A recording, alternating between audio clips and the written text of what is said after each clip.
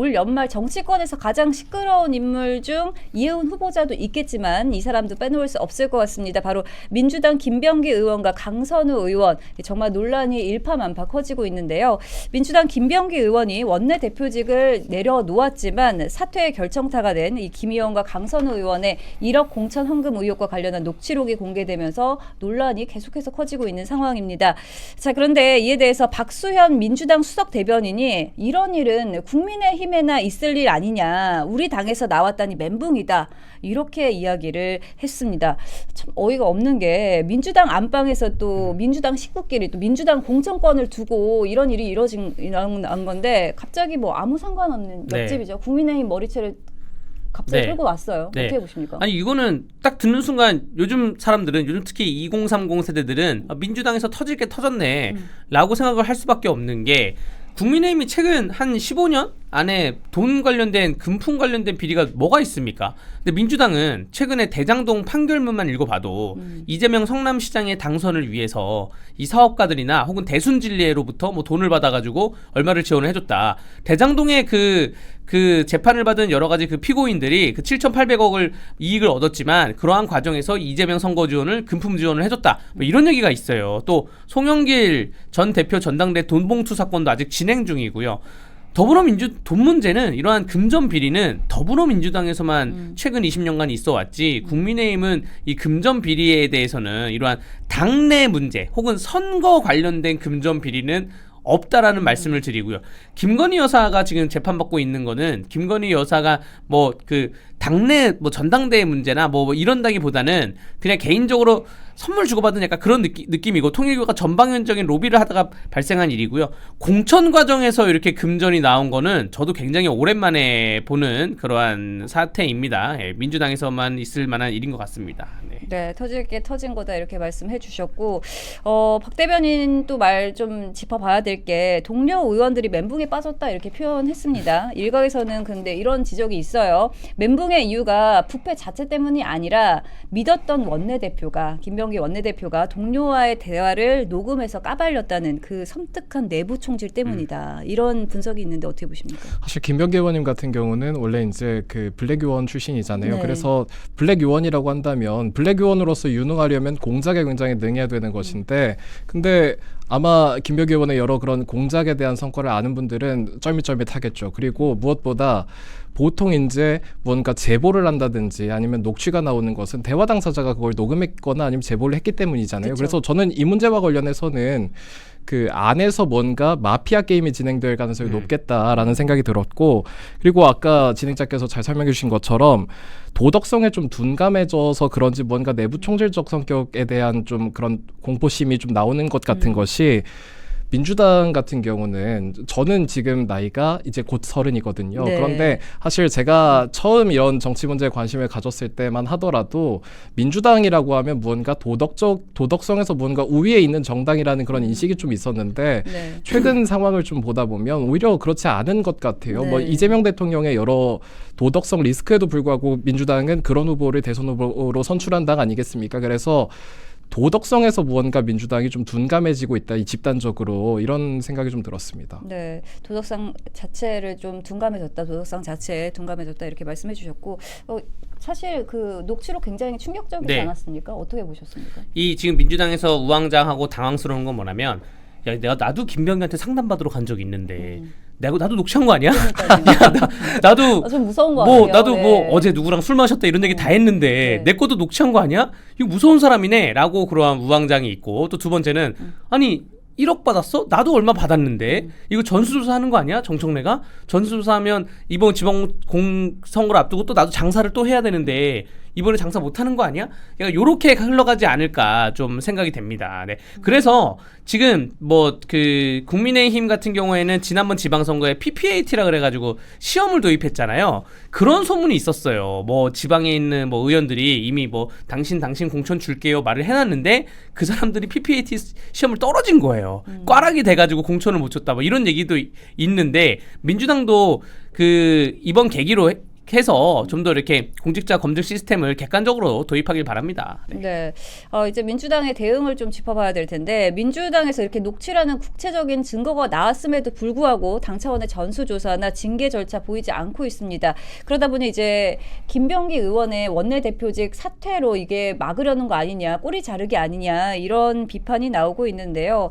이게 계속 말씀하셨듯이 이제 공천 비리 전반으로 좀 확산이 된다면 이게 민주당이 감당할 수 있겠습니까? 어떻게 보십니까? 그러니까 이번 같은 경우는 그 강선우와 김병기 간의 그 양자 간의 대화에서 나왔던 것이고 그 중에도 그 김경시 의원이라는 그 딱 한 가지 사례만 가지고 나왔던 거잖아요. 네. 근데 보통 이런 문제가 밝혀지다 보면 구조적인 문제가 있을 수가 있고 사실 그렇다 보면 훨씬 더 많은 문제가 숨겨져 있을 가능성이 높다라는 생각이 들어요. 그리고 이제 이게 그 지방선거 직후에 밝혀진 게 아니고 지방선거가 한 기수가 지나가지고 이번에 지방선거 공천을 앞두고 있는 상황에서 이런 문제가 불거졌잖아요. 저는 쉽게 끝나지 않을 것이 총선이라고 한다면 사실 250개 정도의 지역구에 공천을 하게 되는데 그럼 250여 개 정도 되는 공천을 심사하는 것이지 않습니까? 근데 지방선거 같은 경우는 광역단체장, 기초단체장, 구의원, 시의원, 뭐 광역의원, 지방의원을 다 합치다 보면 굉장히 많은 인물을 실제로 공천하게 되는데 이 과정을 다시 설계해야 되는 상황이 되잖아요. 저는 그래서 이 문제가 그렇게 쉽게 간단히 끝날 문제는 아니구나라는 생각이 들었습니다.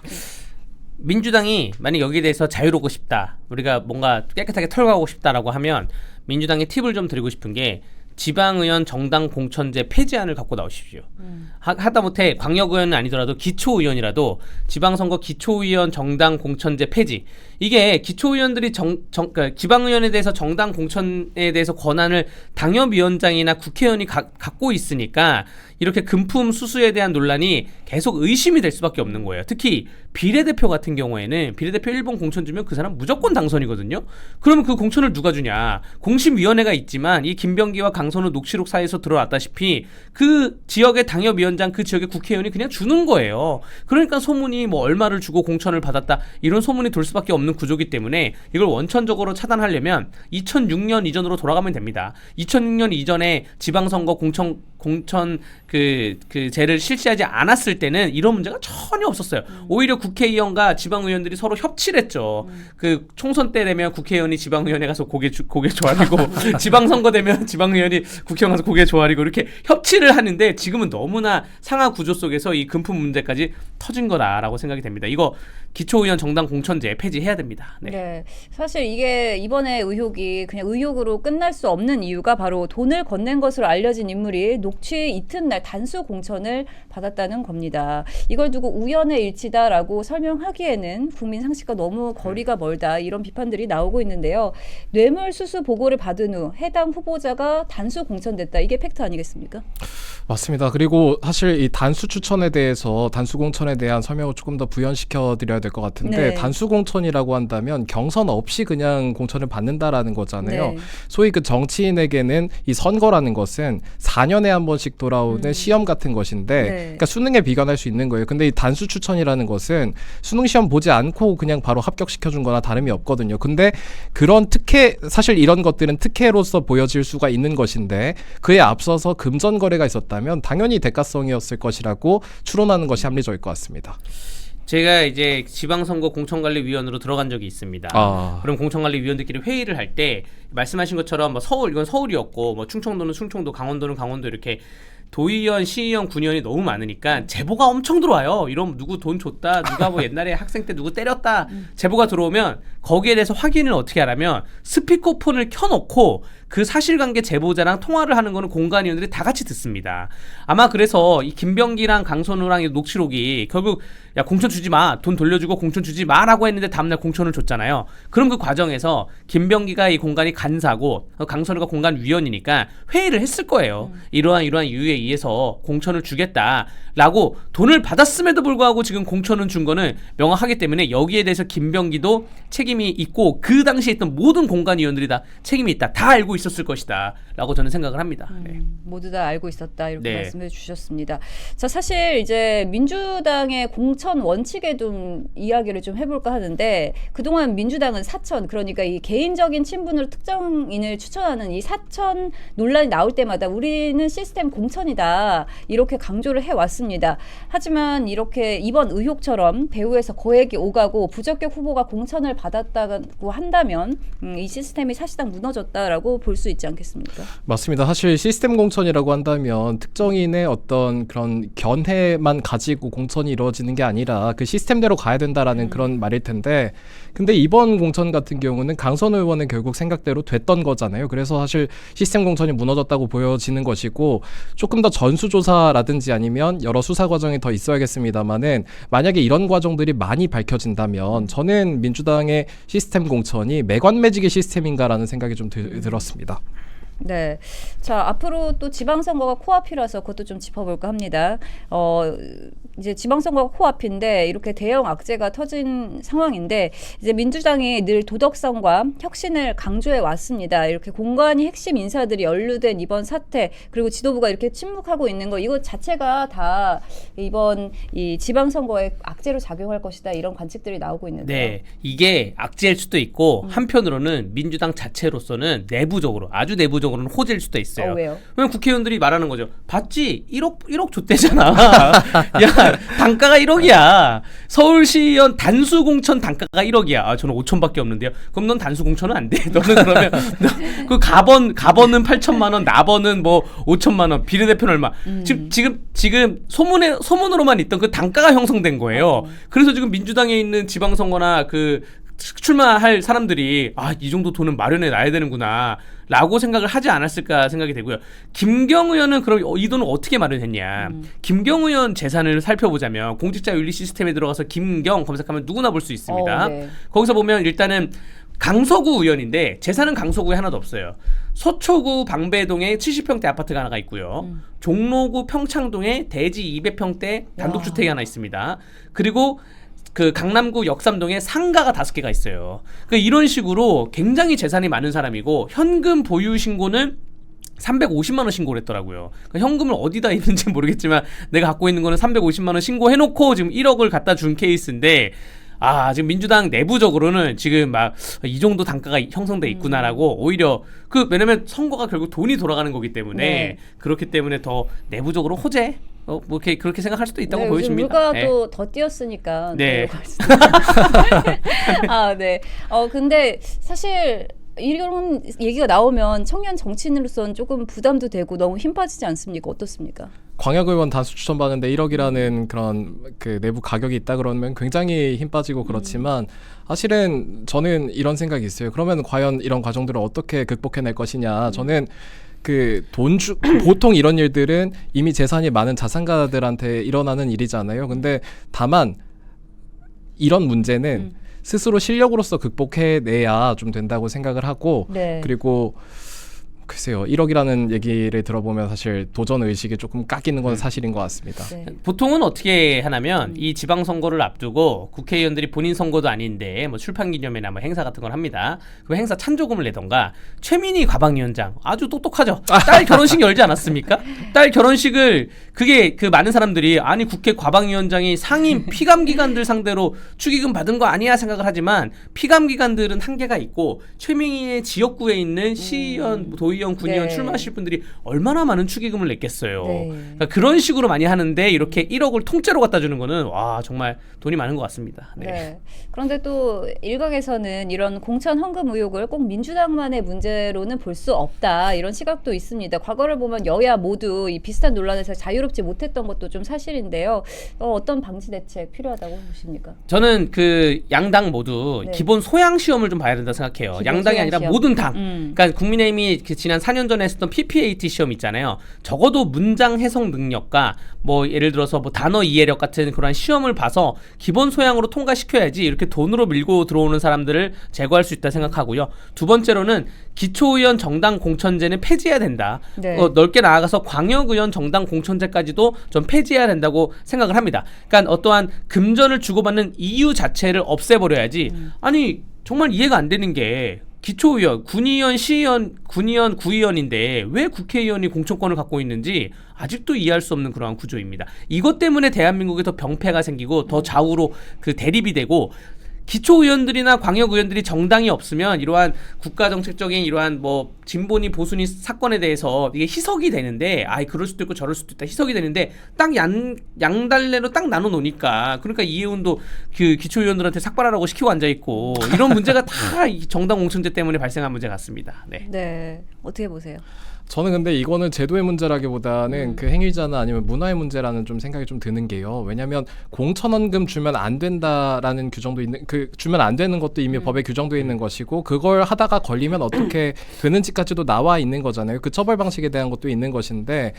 그러니까 결국은 계속 이제 주는 사람들이 생기니까 문제인 것이죠. 주는 사람도 있고 받는 사람도 있으니까. 근데 저는 이런 사건이 터질 때마다 아주 강력하게 엄벌해서 감히 이제 주려는 사람도 내가 돈 얼마 갖다 주면 조금 위험성에도 불구하고 내가 하다가 만약에 걸렸다 싶으면 나는 다시는 정치를 할 수 없을 거야 라는 생각이 들어야만 갖다 주려고 하지도 않을 거고 받는 사람조차도 내가 이거 받았다가는 앞으로 정치 생활을 모두 다 끝내버릴 거야 라는 정도의 두려움이 있어야 누가 갖다 준다 하더라도 받지 않는 거거든요. 저는 그래서 이거는 제도의 문제라기보다는 무언가 문화의 문제인 것 같고 이번 기회 같은 때에 확실하게 모두 다 드러내야 된다라는 생각이 있었습니다. 그리고 이번 사건도 지방선거 공천 과정에서 있었던 거잖아요. 저는 근데 이런 부패라는 것은 피라미드 형태를 갖게 되는 것 같아요. 그러니까 뭔가 국회의원도 왜 돈을 받아야 했느냐면 누군가에게 혹시 줘야 됐나? 공천원금이라는 것도 지방의원도 공천원금이 있겠지만 국회의원도 사실 그런 게 있을 수 있거든요. 저는 그래서 이번 기회에 이 피라미드를 굳이 딱 하나만 찝어가지고 여기만 국소적으로 수술하는 것이 아니라 전방위적으로 수사해서 이 부패 피라미드를 부셔버려야 된다라는 생각하고 있습니다. 그러니까 그 공직선거법에 공천 자금에 대한 그 법 조항이 있어요. 네. 후보자 뭐 매수제도 있고 막 이렇게 있는데 여기에 대해서는 피선거권 영구박탈 한번 걸리면 그리고 준 사람 받은 사람 둘 다 이 돈을 왜 주냐면 나는 1억 정도 갖다 줘도 내 재산에 영향이 없기 때문에 내가 1억 갖다 줘도 나 서울시의원에서 돈 더 벌 수 있기 때문에 그렇기 때문에 1억을 갖다 주는 건데 네. 이 1억을 갖다 준 사람 또 받은 사람 이 금액에 대해서 한 10배의 추징금을 맺던가 뭐 이 정도로 해야지 피선거권 영구 발탈에 10배의 추징금 이 정도로 하면 좀 다들 겁먹지 않을까 생각이 받는 됩니다. 사람도 그렇고 네, 주는 네. 사람도 그렇고 네. 10배 정도 하면은 네. 좀 그리고 걸린 그 수사 들어가는 순간부터 아마 자격정지를 하면 그러면 무죄 추정의 원칙에 반할 수도 있지만 1심 판결 이후에는 자격정지를 하는 뭐 이 정도 수순까지 가야 되지 않을까 생각이 됩니다. 네. 사실 뭐 이번에는 일단 김병기 의원의 사퇴로 원내대표직 사퇴로 상황을 정리하려는 듯 하는 모습이지만 다른 비리가 없는지 철저히 검증할 필요는 있어 보입니다. 자, 이번 사건이 향후 다가올 선거 지형이나 민주당 리더십에 이제 어떤 결정타가 될 거다 이렇게 좀 보고 계신가요?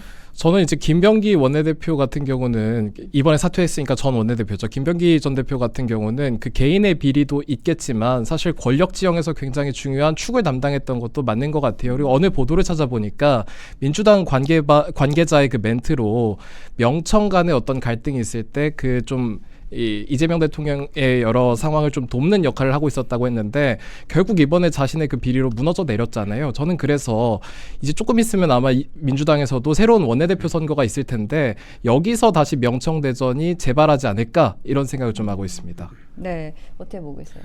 명청대전의 재발로 흘러갈 것 같고요. 지금 그 명청대전이 이제 이재명계와 정청래계를 나눠두고 보자면 양계의 후보자들이 몇 명씩 있어요. 이 중에서 후보자 정리 과정부터 아마 한 내일 모레까지는 될 것 같습니다. 그 원내대표 선거가 1월 11일이기 때문에 후보자 정리 과정을 하고 만약에 두 개파에서 후보자 정리를 못한다. 그럼 그 개판 지는 거예요. 여기는 후보자 1명 나왔는데 여기 2명이 나왔다. 그러면 여기 그 구도상 갈라지기 때문에 후보자 정리 과정이 있을 거라고 보여지고요. 그 전에 김병기라는 사람에 대해서 정청래가 윤리심판원에는 회부 안 한다고 했습니다. 박수영 대변인이 김병기는 윤리심판원을 회부할 것까지는 아니다. 안 한다고 했는데 회부해야죠. 결국 공간이 간사였고 공천을 줬는데 근데 회부 안 하는 이유에 대해서 괜히 김병기까지 회부했다가 친명계의 결집을 도모할 수 있다. 뭐 이렇다고 생각이 드는데 그게 아니라 김병기 회부하면 지금 김병기는 다 불 거예요. 지금 김병기는 나한테 와서 이런저런 상담했던 녹취록 내가 얼마나 많은데 다 불 거기 때문에 그렇기 때문에 혹은 아니면 김병기 보좌관들이 다 불 거기 때문에 그래서 김병기를 못 건드는 게 아닌가 좀 생각이 듭니다. 또 네. 민주당 내부에서는 이게 개파 갈등으로 좀 번질 가능성은 또 어떻게 보십니까? 사실 그냥 계파 갈등이 예정돼 있다고 보여지는 것이 원래 이제 민주당 당대표 선거를 했을 때도 사실상 박찬대 원내대표를 전 원내대표를 청와대에서는 대통령실에서는 좀 미인다라는 이야기가 있었고 그에 맞서서 정청래 대표가 좀 붙었던 게 있었잖아요. 그래서 저는 이번에 원내대표 선거가 원래 예정되어 있던 선거가 아니라 갑작스럽게 생기는 만큼 뭔가 권력과 권력 간의 그런 조율보다는 충돌하는 모습이 좀 예정되어 있는 상황 같다라는 생각이 들었습니다. 네, 어떻게 보셨어요? 그러니까 그 계파 갈등에 대해서는 계속 이어질 것이라고 보여지고요. 그러한 속에서 서로 그 이기려면 상대 계파에 대해서 도덕적 흠집을 내고 공격을 할 수밖에 없는 거거든요. 그러다 보면 민주당 내부에 있는 여러 가지 돈 문제가 다 터지면서 또 혹은 다른 비리, 뭐 보좌진 갑질이든 다른 비리들이 터지면서 민주당이 자멸하지 않을까. 그러면서 이재명 정권의 힘도 좀 빠지지 않을까 생각이 들고 저는 이재명 정부, 그러니까 우리나라 정부가 정책적으로 성공하는 게 우리나라의 발전을 도모한다고 생각을 하는데 지금 민주당은 그렇지 않다고 생각해요. 지금 민주당은 좀 망해야 돼요. 지금 민주당은 여러 가지 상권 분립 체제에 대해서 헌법을 무시하거나 이런 거 망해야 되고 이재명 정부도 뭐 과학기술 관련 정책이나 이런 거를 성공해야죠. 우리가 AI나 이런 걸 AI, 딥러닝 뭐 다 늦어가지고 성공을 해야 되는데 이재명 정부가 추구하고 있는 민생회복 지원금이나 기본소득, 지역화폐 이거 망해야 됩니다. 그래서 한 번쯤 자기들끼리 싸우다가 망했으면 좋겠다라고 좀 마지막으로 평가하겠습니다. 네. 네, 지금까지 민주당 공천 비리 의혹까지 좀 짚어봤습니다.